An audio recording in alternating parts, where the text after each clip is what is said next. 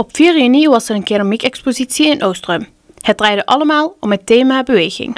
Wat is keramiek eigenlijk? Keramiek is gebakken klei. Dus klei dat gebakken is noemen ze keramiek. We staan hier bij uw kunstwerk. Hoe bent u op het idee gekomen? Mijn kunstwerk is ontstaan door om me heen te kijken. Ik kwam een foto tegen van een stoel die opgebouwd was van stof die in vorm gesneden was van bollen.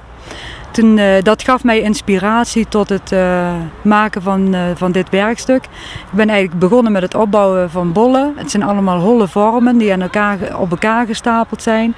En uiteindelijk heb ik er een vaas van moeten maken om het die vorm te kunnen geven zodat ik tevreden was over het geheel.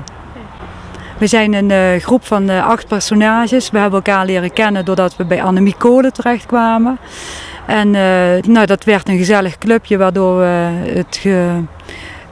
waarmee we elkaar dus elke keer troffen. En toen zijn we tot dit geheel gekomen door in het begin van het afgelopen seizoen hadden we zoiets van laten we eens een keer een presentatie houden of zullen we eens een keer exposeren. Wat vinden jullie ervan? Nou, dat vonden we in eerste instantie wel spannend, maar uiteindelijk was iedereen enthousiast.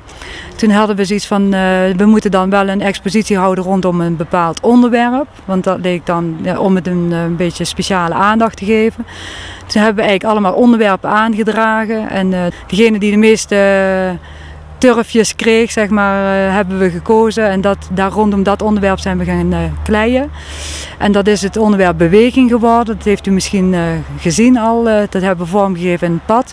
En waar we hier nu bij staan en rondom op dit veld is allemaal vrijwerk. We zijn gistermiddag de hele middag bezig geweest en voor die tijd heeft iedereen thuis daarover nagedacht van hoe ga ik mijn project vormgeven. Hoe ga ik dat presenteren? Dus de een was er wat sneller mee klaar dan de ander.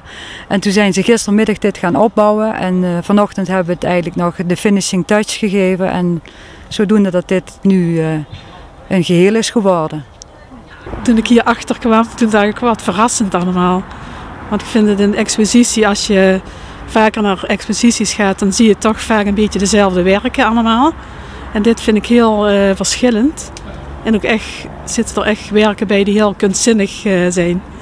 En de locatie is ook heel mooi. De werken komen allemaal heel goed tot zijn recht en het zijn ook allemaal heel mooi tentoongesteld.